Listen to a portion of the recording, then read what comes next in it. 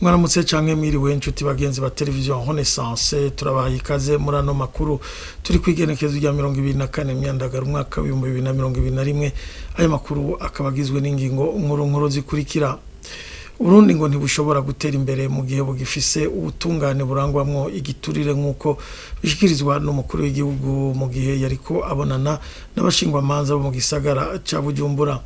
Ariko rero ngo iyo midogo yo mukuru w'igihugu ngo ni uguhuma amaso amakungu kuko harimo batumye inzego za leta zizizigwa n'ibiturire. Muza kumviriza Frederic bamvuga inyumvira muri ano makuru. Ubushikiranganje bw'amagara y'abantu buramenyesha ko abanyeshuri bagiye gutangura hazobanza kuba isekeza ryo gupima ikiza c'umugira wa corona. Abanyeshuri bose bazoba baja kwiga mu mashuri y'indaro. Murakurikirana murano makuru umunyamabanga ntayegayezwa muri ubwo ubushikiranganje.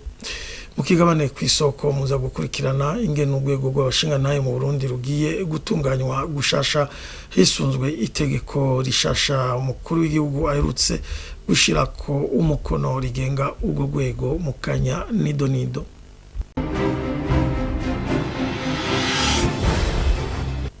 Abagwizatunga b'abanyamahanga ntibakizana imitahe yabo mu Burundi kuko ubutungane burangwamwo igiturire.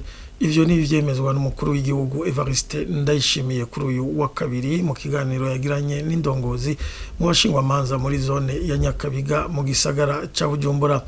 Yemeza ko abashingwa manza bari mu batuma igihugu kidatera imbere. Abantu baratuntuye, amarira yabo yarashikiriye. Je ndavuga imbere yuko ndira reka maze gende ndirira imbere yabo. Ninasanga ari barubura kigongwe nzoca mpeba. Nta kigongwe mu nyumvira ndiko ndarira imbere yayo. Nta kigongwe mu nyumvira ndiko ndarira imbere yayo. Munyitase barundi. Kandi niyumvire aho mponyora hose. Ku munsi nakira ibirego birenga igihumbi. Kandi gasanti barira bose. Reka basindire mu kibanza cabo kuko mwe ntimwahora mubabona. Nta assemblée générale y'abarundi miliyoni 12 muzobona. Mugabariwe n'abantu badashika n'ibihumbi 10. Kwizina ry'abene gihugu ndiko ndarira. Nani mwantu wego ndabaserukira. Abanyamahanga bafise imitahe yabo ntibakiza mu Burundi. Muca muji inama y'ingene murya amahera yabo ntaho baburana. Muji inama ingene ngo nazana ry'amahera tubereke ingene duca tuyamuzuruma ntazoronka haburana mukabije inama neza. Nta munyamahanga kizana imitahe mu Burundi. Muga mushaka iterambere. Bose barahevye kuza. Mugabo muri mu manama murabona rero nimuza murabwira abanyamahanga bazana imitahe yabo mu Burundi kandi muca muyabiba. Ahantu hatagira ubutungane hoza umunyamahanga gute kuzana umutahe wiwe yibwa ntagira umuburanira. Umurundi asigaye yanka kugira kore project ntiyemera avuga ati ndazi ko baca bayinyiba kandi nta wuntunganiriza. None ndabihevye. None ico gihugu kizotera imbere gute? Muzoronka imiduga mukoresha gute? Muzoronka sentare mukoreramo gute? Mu gihe mudashaka igihugu gitera imbere. Ahatagira ubutungane nta terambere ripfa ribayeho. Iyo myidogo y'umukuru w'igihugu ngo ntafatiro ifise ngo wenyene ubwiwe arimo atuma inzego za leta zikorera mu ngorane zikomeye. Ivyo bishikirizwa na Frederic bamvuga inyumvira rongoye urunani Sefor Arusha. Kubwiwe ngo ibituma ubutungane butigenga bimaze igihe umugambwe CNDD FDD umaze kuko utigeze utandukanya inzego z'igihugu hamwe nuko igihugu gitwawe mu iterabwoba ry'intwaro za gisirikare. Nagira ndamubarire iyo biva kibazo kisankijanye no kutatandukanya inzego no kuvuga inzego kugira ko ari zitatu zigatandukana ningene mujanye na protocole babwirizwa kuba basumbasumbana.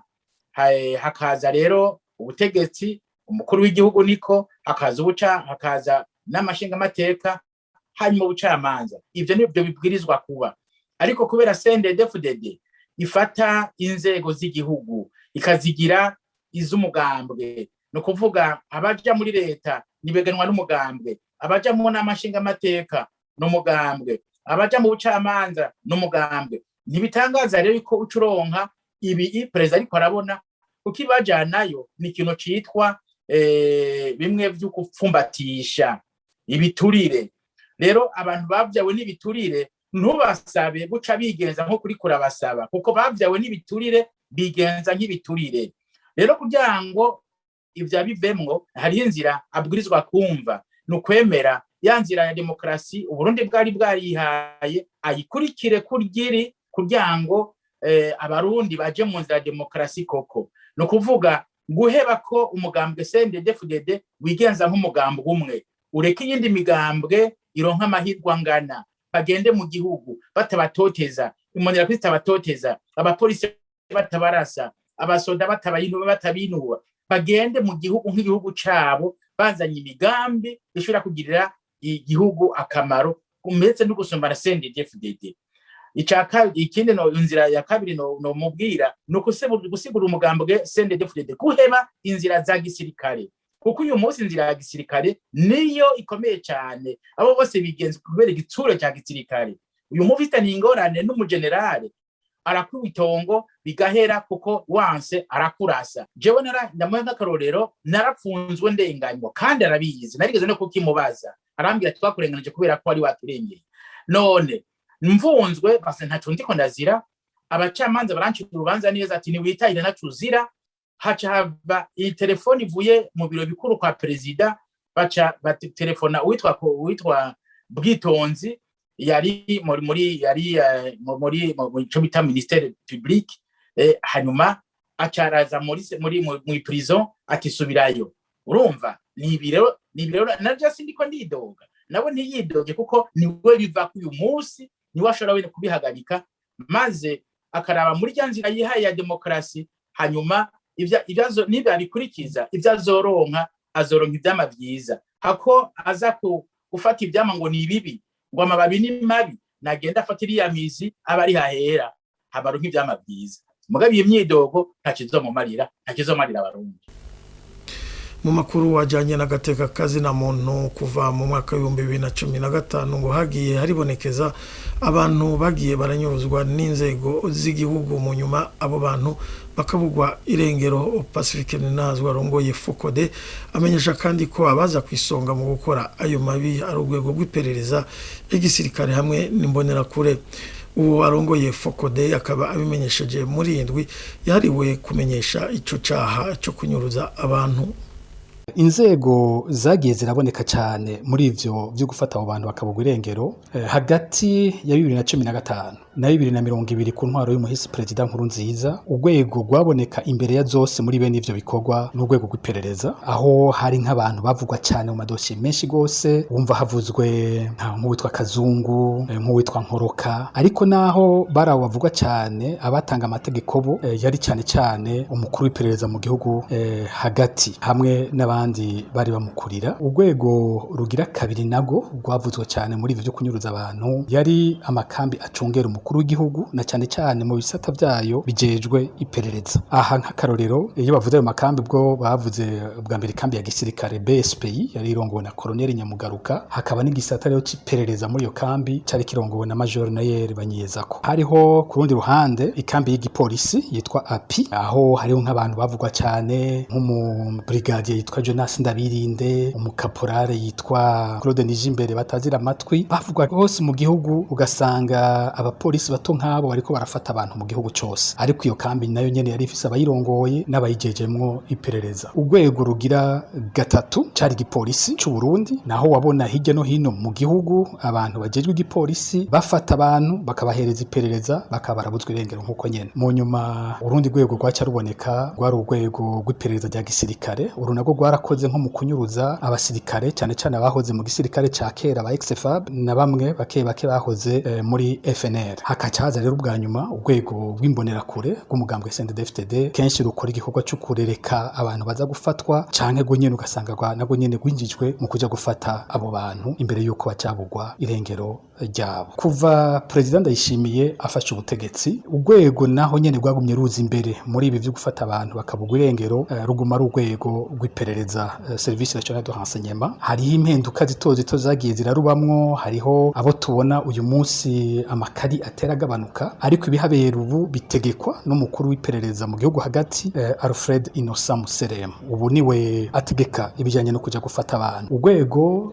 rundi ruboneka muri kino gihe rufise akariro kadasanzwe ni iperereza rya gisirikare. Mbere turibona rigenda gufata abantu b'abasivile bataho bahuriye n'igisirikare muri kino gihe, abo bantu bagafatwa mu nyuma umuntu bakabura iyo baciye bajanwa. Akarorero kazwi n'abantu bose muri no misi ni nk'ifatwa rya Elia Ngomirakiza umukuru wa CNR muri commune Mutimbuzi, yafashwe n'umukomanda wo mu gisirikare gushika bakaba tarasubira kumwerekana. Umusore Kazira Babu wo mu Nyakabiga nawe nyene yafashwe n'iperereza rya gisirikare gushika ubu ntarigera asubira kuboneka. Izo nzego zibiri nizo ziboneka ubu munsi ziriko ziranyuruza abarundi.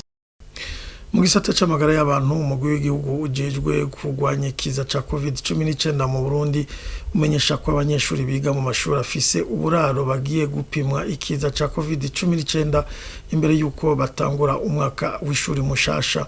Vyamenyeshejwe kuri uyu wa kabiri na Nzoriro Nkankuze Jean Baptiste umunyababanga ntayegayezwa mu bushikiranganje bw'amagara y'abantu hari mu kiganiro n'abamenyesha makuru. Bakaba umugwi wabonye yuko hakenewe gutegura gupima abanyeshure bose basanzwe biga mu mashure y'indaro muri iki gihe amashure yimirije kugururwa. Ico gikorwa rero kikaba gisaba kizotegurwa n'ubushikiranganje bujere kubungabunga amagara y'abantu no kwangiza ruhonyanganda sida bufashanije n'ubushikiranganje bujejwe indero n'ubushakashatsi.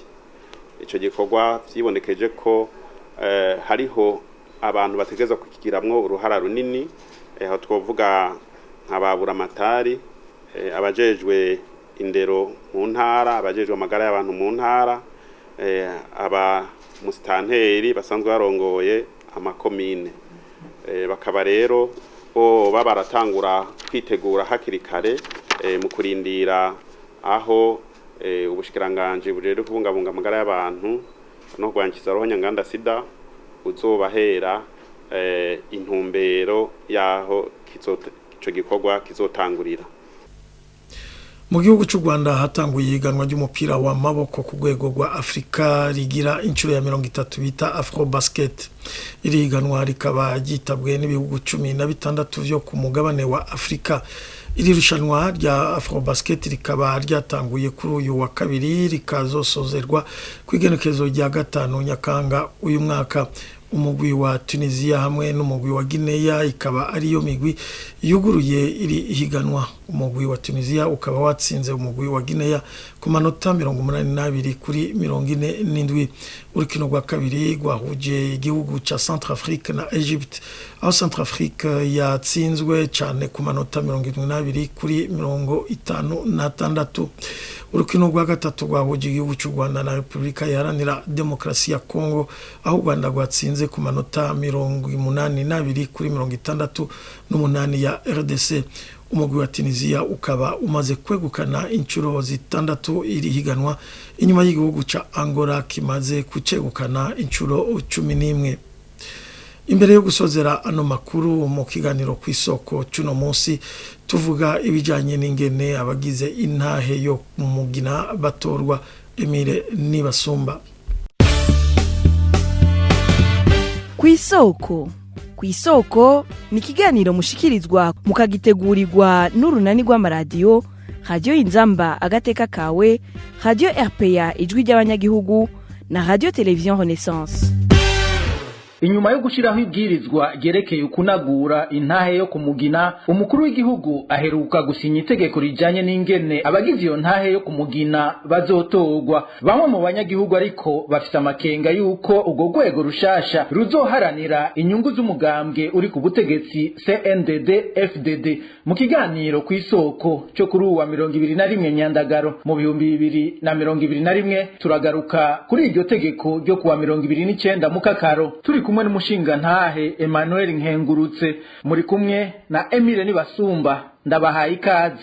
Abanyagihugu baba ku mutumba canke muri quartier bakwije imyaka yo gutora nibo bazotora abagize intahe yo kumugina 15 nkuko bitegekanywa n'itegeko ry'umukuru w'igihugu ryo kuwa 29 Mukakaro rishinga ingene bazotorwa. Ukubona abo biswa bahuza basa n'abazoba basubiriye abashinga ntahe birateye amakenga. Umushinga ntahe Emmanuel Nkengurutse: nako nyene rufise ingorane zivuye ku bihe igihugu kirimwo. Urwego rw'abashinga ntahe cyane intahe yo kumugina niko rwari rusigaye rwizewe n'igihugu cyose, kuko nk'uko abashingantahe bo nyene bavyivugira rutavugira muvumbi kumuvumba. Abashingantahe bakoresha ukuri bagana gusasakaza ubutungane n'umubano mu bantu.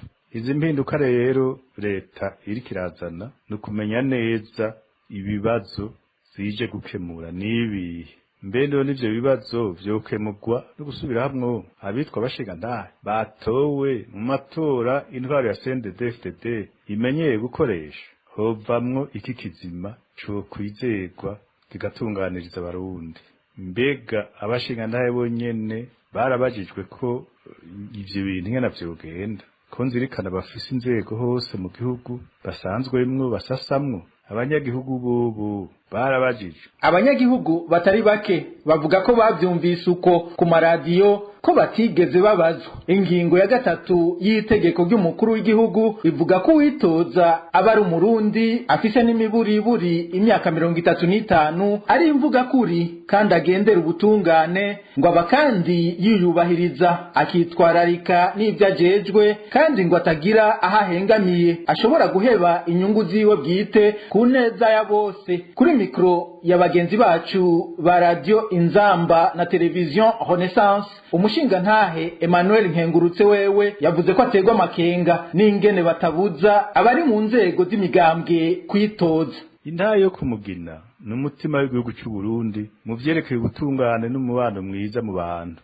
cyane cyane ruguru mu gihugu. Leta rero kuvyivangamwo igiye gusukamwo politiki iriko irakora y'akarenganyo n'ivangura mu mibano ya misi yose y'abarundi. Ivyo jewe nivyo nibaza. Wihweje n'ingene abazoja kwitoza abaribo ntibanabuza ko abari mu nzego z'imigambwe baja kwitoza baba bakandida. Nukuvuga ko uzosanga ubwo rwego rw'imitumba gwitwa ko rukeneye gutunganiriza abantu bose rero kuko hajamwo abantu bose mu migambwe n'abatarimwe abagore abaki bose ugazosanga rero huziyemwo abasendedefitete baheze bakurize bwa butungane bwangondagonde bwabo mu bantu. Kuko niko jewe mfite ubwo hamwe bitoba ari ivyo byoba ari vyiza. Bigitangura leta yari yavuze ko igiye kunagura intahe yo kumugina. Mbega abo botogwa bazoba ari abakozi ba leta canke leta izobahemba? Mbe imaze kubahemba ntizobategeka ivyo bakora nk'uko tubibona ubu mu bacamanza bake bake. Umushingantahe Emmanuel Nkengurutse ahanura leta kwitondera ibijanye n'intahe yo kumugina. Ibi bintu rero twabanura leta ko yovyitondera ikavyitondera cyane kuko ntibijanye n'akarangamutima k'abarundi mu vyerekeye ubutungane n'umubano mu mihana. Harya abantu babana mu mihano mu kibano ku mitumba baryana batumvikana ndivyo bavyiza. Umuntu yobasuka mu kijya cuka kiri mu banyapolitike bo hejuru bigahava bikaja mu mitumba yose, aho nta mahoro yosubira kubaho mu gihugu. Rero leta ibintu vyitondere ivugane n'abantu bose. Abashingantahe barafise urwego bavugiramwo aho ku mitumba nabo nyene bavugemwo, hama baraho uburyo bwiza ahubwo bofasha gusanura uwo muco w'ikirundi, umuco wari waratumye mu Burundi hataba umuryano, haba ubutungane, hakaba ubumwe, hakaba umubano mwiza, hakaba urukundo. Mbere n'amasezerano yarusha yaravuze yuko ubwo rwego rw'ubushingantahe busubira bugafashwa bugakora neza ariko bukurikije akarangamutima kabwo, atari igikoresho ca leta canke c'imigambwe, ari nk'urwego rwigenga. Kuko ikintu cyose gitanga ubutungane kigomba kwigenga, nikuje mu kwaha kwa politiki canke kwiyindi migwi yose. Abagize intahe yo kumugina bakaba bafise umurimo nyamukuru wo kumvikanisha abafitaniye amatati. Ibwirizwa rinagura intahe yo kumugina ryo kuwa 2023 uwo mwaka rikaba rivuga ko badahembegwa uwo murimo ariko ko bahabwa agashiruka bute. Aha akaba ari naho ikiganiro kw'isoko cy'uno munsi kigarukiye. Mwari kumwe na Emile Nibasumba, naho ubutaha. Cyari ikiganiro kw'isoko. Ningaha duce dusozerera amakuru twariko turabashikiriza ku izina ry'abagenzi banje bose batorokanije. Ndabashimiye kuba mwayakurikiranye, naho ubutaha.